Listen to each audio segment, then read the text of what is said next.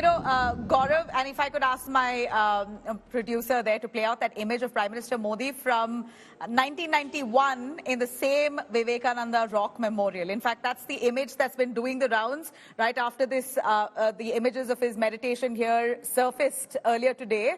We also saw a 1991 image of Prime Minister Modi where he's seen a young Narendra Modi there in 1991, part of their yatra that they were carrying out all the way from Kanniyakumari to Jammu and Kashmir in Srinagar, where they eventually hoisted the national flag in Srinagar. But it all began here. Murli Manohar Joshi, the veteran BJP leader, was initiating that yatra. And we see Prime Minister Modi also standing right beside him at the same very rock, the Vivekananda Rock Memorial. So significant even 30 years later. Gaurav, you'd want to explain a little more about this yatra that happened. It was a unity yatra of the BJP that happened in 91. Today we're seeing that time the Narendra Modi was a young Narendra Modi growing in the ranks within the party. And today he's the Prime Minister, maybe one of the most successful ones in the country. And he's taking that spiritual nationalism forward. Ekta Yatra. What was Swami Vivekananda's vision of India? Bharat Mata, an ancient civilization, very strong roots to build a very tall tree. So an immense potential for the future. The Prime Minister strongly believes in that. What was that Ekta Yatra all about? Ek Bharat, Shresht Bharat. From Kashmir to Kanyakumari or from Kanyakumari to Kashmir, one country. Incidentally, there's something that the armed forces talk about very extensively, not much talked about in the civilian world. When people look at India, they look at India from Kashmir being the top and Kanyakumari being the feet. It's actually the other way around. It's Kanyakumari or the peninsular India, which is the strength of India, the main strength of India, because it gives us such a commanding position in the Indian Ocean region. So that is what India's strength is. Something that the Prime Minister has repeatedly emphasized on, Nabila. And if I may, what did Prime Minister Narendra Modi say about Swami Vivekananda? He said Swami Vivekananda's address, this is at the Chicago conference in 1893, it changed the way the West saw India. Indian thought, Indian philosophy got its rightful place. He taught the word Vedic philosophy. He reminded the world about India's rich past and immense potential for the future. So that Ekta Yatra ultimately culminated in what? The Tiranga at Lal Chowk. What do you see today? All of Lal Chowk in Kashmir draped in the colors of the tricolor. Article 370 revoked, something that the Prime Minister spoke of 30 years ago. So as a Karyakarta or a Pracharak of the Rashtriya Swayamsevak Sangh, he had a dream. As Prime Minister, he's fulfilled that dream. Now the dream is Vikasit Bharat by 2047, he says. And it's not as if the Prime Minister has never worn his religion on his sleeve. He has been quite confident about, speaking about Hindutva. That's, of course, the BJP's plank as a party also, that they do push Hindu religion and want to ensure that people embrace it. Those Hindus must embrace it proudly. And the best example to that is Prime Minister himself. So he's never shied away from embracing his religion, and publicly so. After that hectic campaign that he's pulled off, the 7 phases, he decides to wind down in this fashion. He wants to meditate for 2 days, and he chooses the Kanyakumari where 3 oceans converge. In fact, it's also a symbolism of united India. That's what the BJP says. That's why he's chosen Kanyakumari itself. So for the Prime Minister, this is his way of ending the last phase of the Lok Sabha polls. But of course, the opposition will look at it as a political gimmick that even in his silence, he's trying to influence people. And it depends who has a stronger narrative and who has a stronger point. You brought out a very nice point. Why Kanyakumari? That's the confluence of the Arabian Sea from the west, the Bay of Bengal from the east, and Indian Ocean to the south. So 3 waters coming together. That's the country coming together. Indian Ocean is our ocean to command. But when you talk about, Hinduism, or as some may argue, Hindutva, well, Hinduism is something that is the spiritual nationalism that Swami Vivekananda spoke of in 1893. And I once again want to bring in, what did he say at that Chicago conference? Swami Vivekananda in 1893 in Chicago said, I thank you in the name of the most ancient order of monks in the world. I thank you in the name of the Mother of all religions. I am proud to belong to a religion which has taught the world both tolerance and universal acceptance. We believe not only in the universal tolerance, but we accept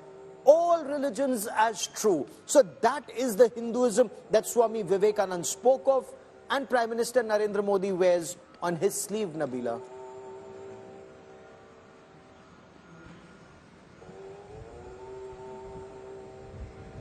Okay, Gaurav and Nabila getting us all the latest updates there from the studio. Let's also get you all the political reactions that have come in on the story and the images really that have come in of the Prime Minister of his Dhyanam.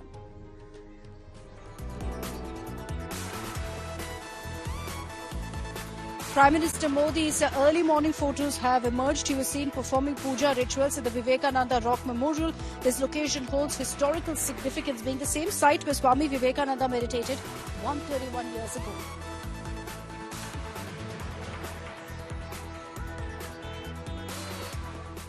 Early morning in Kanniyakumari, Prime Minister Modi was seen also in performing yoga, was in fact performing the sacred Surya Namaskar rituals.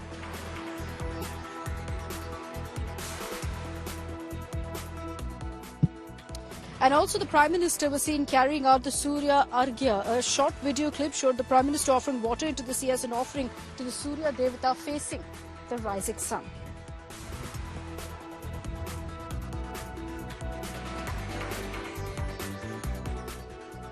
As far as the Dhyanam goes, the meditation, Prime Minister Modi is seen meditating using prayer beads.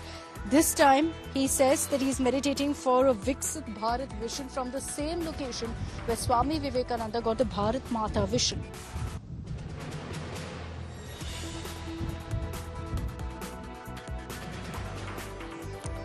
And the photograph that you see on your screens, the Prime Minister adopting the Dhyana Mudra pose. Throughout this period, he's maintaining a disciplined regimen, observing silence and adhering to a liquid diet for 48 hours.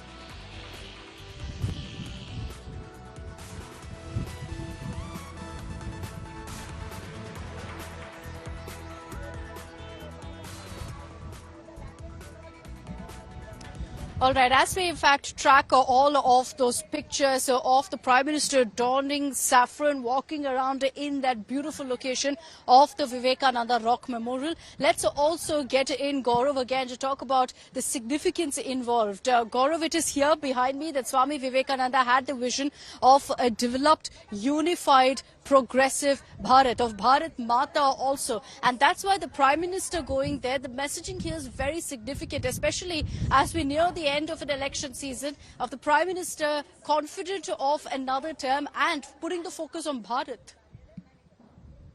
You know, it's very interesting you should say that. You're absolutely right. As of now, whether it's the opposition, they seem very confident about their victory. And if you talk about the Prime Minister, the BJP seems very confident of its victory. The Prime Minister already talking about a 100-day agenda that his government will have, in fact, over the course of the next 125 days.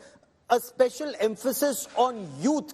Again, youth is something that Swami Vivekananda emphasized on throughout. He wanted the youth to dedicate their lives to serve the nation selflessly, each individually for a common good. That is what Swami Vivekananda spoke of in 1890s, and that is what Prime Minister Narendra Modi speaks of in 2024, that youth will have a very significant role. Remember, the entire focus on a healthy mind, a healthy body, and spiritually very healthy. That is what Swami Vivekananda spoke of. You have a Fit India movement that Prime Minister Narendra Modi is taking forward. You have a Skill India program that is being taken forward. You have Atmanirbhar Bharat that is being taken forward. And the India story being told to the whole world. Swami Vivekananda did it in 1893 at that Chicago conference, where he spoke of how India was the mother of all religions. He came from the mother of all religions. Remember, each time post 2014 onwards, Prime Minister Narendra Modi has been emphasizing that India is the mother of all democracies, the oldest democracy in the world, the oldest flourishing democracy in the world. So he's taking the India story to the world. The yoga story. Yoga, something that Swami Vivekananda emphasized on. Yoga that Prime Minister Narendra Modi emphasizes on. Right from his first tenure, International Yoga Day, focus on yoga for spiritual upliftment. All of this, Akshita, is a vision being taken forward, a vision that the Prime Minister has followed Swami Vivekananda's philosophy that he's been deeply inspired by. Akshita. Very, very true, Gaurav. 45 hours where the Prime Minister is going to be undergoing this kind of meditation. And at this time, tomorrow, the Prime Minister will be taking off from Kanniyakumari, feeling afresh, feeling spiritually reawakened as well because of the dhyanam that currently he is taking part in at the Vivekananda Rock Memorial.